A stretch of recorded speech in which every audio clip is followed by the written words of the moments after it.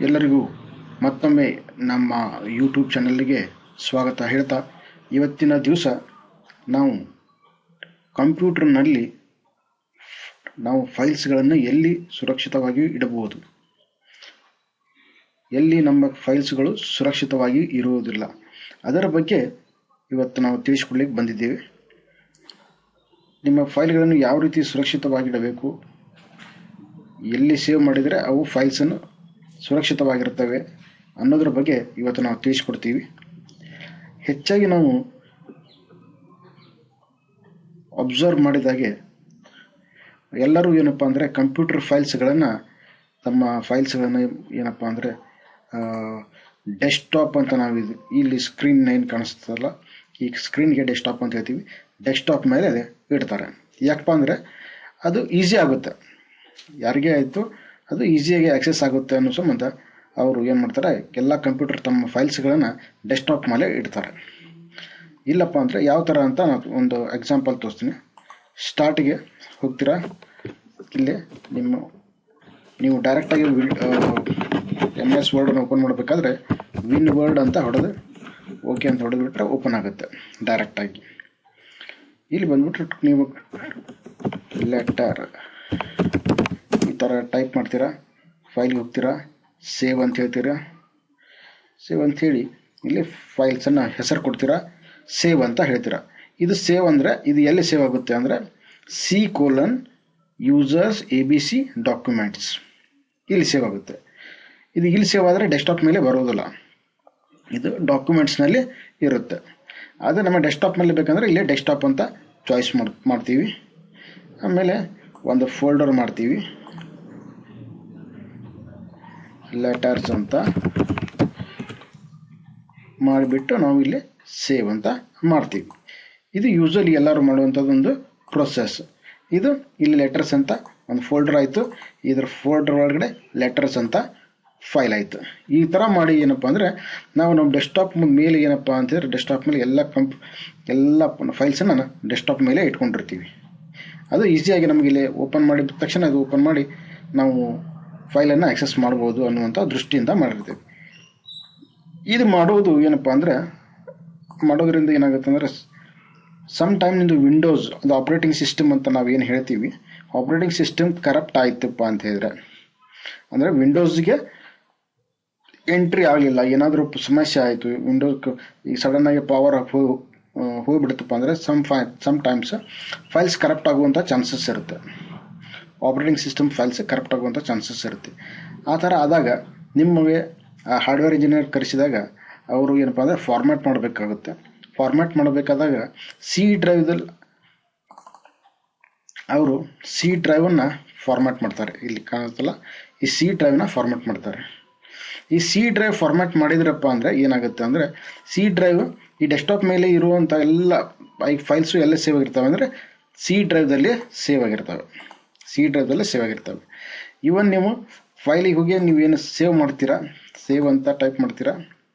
Save ಮಾಡಿದಾಗ ಅದು ಎಲ್ಲಿಪ್ಪ ಅಂದರೆ ಮೈ ಡಾಕ್ಯುಮೆಂಟ್ಸ್ನಲ್ಲಿ ಸೇವ್ ಆಗಿರ್ತವೆ. ಅದಕ್ಕೆ ನೀವು ಈ ಥರ ಮಾಡೋದ್ರ ಬದಲಿ ಏನು ಮಾಡಬೇಕು, ಯಾವ ಥರ ಸೇವ್ ಮಾಡಬೇಕು ಫೈಲ್ಸನ್ನು, ನೀವು ಡೆಸ್ಕ್ಟಾಪ್ ಮೇಲೆ ಇಟ್ಟಿದ್ದೀರಪ್ಪ ಅಂದರೆ ಮೈ ಡಾಕ್ಯುಮೆಂಟ್ಸ್ನಲ್ಲಿ ಇಟ್ಟಿದ್ದೀರಪ್ಪ ಅಂದರೆ ಆ ಫೈಲ್ಸ್ ಅವ್ರು ಫಾರ್ಮ್ಯಾಟ್ ಮಾಡಿದ್ರಪ್ಪ ಅಂದರೆ ಆ ಫೈಲ್ಸ್ ಎಲ್ಲ ನಿಮ್ಮದು ಹೋಗುವಂಥ ಚಾನ್ಸಸ್ ಇರುತ್ತೆ. ಅದಕ್ಕೆ ನೀವು ಆ ಫೈಲ್ಸನ್ನು ಯಾವ ಥರ ಸುರಕ್ಷಿತವಾಗಿಡಬೇಕು ಅನ್ನೋದ್ರ ಬಗ್ಗೆ ಇವತ್ತು ತಿಳಿಸ್ಕೊಡ್ತೀವಿ. ಇಲ್ಲಿ ಫಸ್ಟಿಗೆ ಏನಪ್ಪ ಅಂದರೆ ನಿಮ್ಮ ಕಂಪ್ಯೂಟರ್ ಏನಿರುತ್ತೆ ಇಲ್ಲಿ ಸಿ ಡ್ರೈವ್ ಇಲ್ಲಿ ಆಪ್ರೇಟಿಂಗ್ ಸಿಸ್ಟಮ್ ಸಂಬಂಧ ಅದನ್ನು ಸೇವ್ ಮಾಡಿರ್ತಾರೆ. ಅದಕ್ಕೆ ಅಲ್ಲಿ ನೀವು ಡೆಸ್ಕ್ಟಾಪ್ ಮೇಲೆ ಆಯಿತು, ಮೈ ಡಾಕ್ಯುಮೆಂಟ್ಸ್ನಲ್ಲಾಯಿತು ಸೇವ್ ಮಾಡಲಿಕ್ಕೆ ಹೋಗಬೇಡಿ. ಏನೋ ಮಾಡೋದಿದ್ರಪ್ಪ ಅಂದ್ರೆ ಡಿ ಡ್ರೈವ್ ಅಥವಾ ಇ ಡ್ರೈವ್ ಅಂತ ಏನಿರುತ್ತೆ ಅಲ್ಲ, ನಿಮ್ಮದು depending upon the hard disk capacity ಮೇಲೆ ಪಾರ್ಟಿಷನನ್ನು ಮಾಡಿರ್ತಾರೆ. ಇದು ಡಿ ಡ್ರೈವ್ದಲ್ಲಿ ಸೇವ್ ಮಾಡ್ಕೊಳ್ಳಿ, ಸಿ ಡ್ರೈವ್ದಲ್ಲಿ ಏನೋ ಸೇವ್ ಮಾಡಲಿಕ್ಕೆ ಹೋಗಬೇಡಿ. ಈ ಸಿ ಡ್ರೈವ್ದಲ್ಲಿ ಯಾವ ಥರ ಸೇವ್ ಮಾಡಬೇಕು ಅಂತ ಹೇಳಿದ್ರೆ ಸ್ಟಾರ್ಟಿಗೆ ಹೋಗ್ತೀರಿ, ಇಲ್ಲೇ ವಿನ್ ವರ್ಡ್ ಅಂತ ಟೈಪ್ ಮಾಡ್ತೀರಿ, ಇಲ್ಲೇ ಲೆಟರ್ಸ್ ಅಂತ ಮಾಡ್ತೀರಿ, ಆಮೇಲೆ ಸೇವ್ ಅಂತ ಹೇಳ್ತೀರಿ, ಫೈಲ್ ಸೇವ್. ಈಗ ಇಲ್ಲೇ ಕಂಪ್ಯೂಟರ್ ಅಂತ ಸೆಲೆಕ್ಟ್ ಮಾಡಬೇಕು. ನೆಕ್ಸ್ಟ್ ಇಲ್ಲೇ ಡಿ ಡ್ರೈವನ್ನ ಸೆಲೆಕ್ಟ್ ಮಾಡಬೇಕು. ನೆಕ್ಸ್ಟ್ ಇಲ್ಲೇ ಒಂದು ಫೋಲ್ಡರನ್ನು ಕ್ರಿಯೇಟ್ ಮಾಡ್ಕೊಳ್ಳಿ.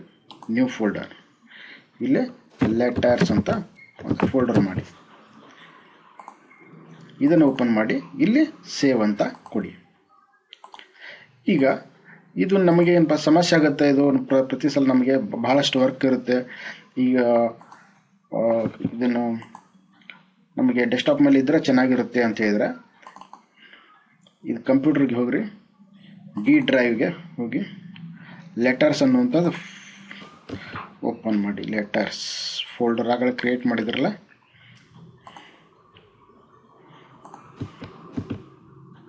ಲೆಟರ್ಸ್ ಇದನ್ನು ಓಪನ್ ಮಾಡಿ.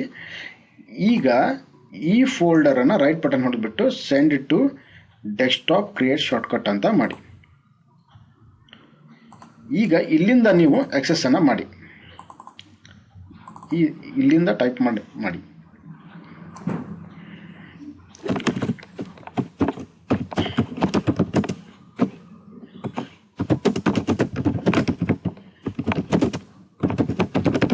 ಈ ಥರ ಇಲ್ಲಿಂದ ಆಕ್ಸೆಸ್ ಮಾಡ್ಬೋದು.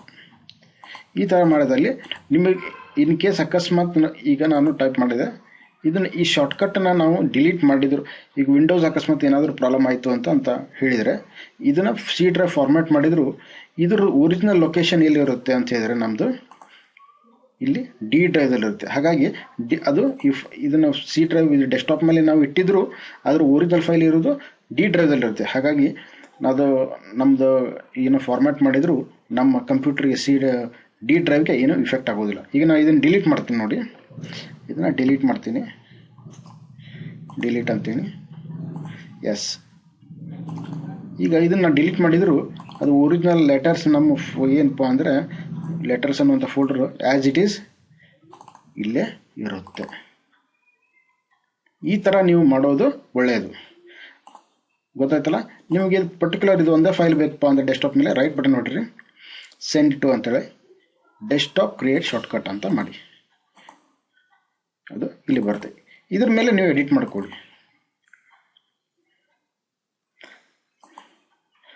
ಇಲ್ಲಿ ನೀವು ಟೈಪ್ ಮಾಡ್ಕೋಬೋದು.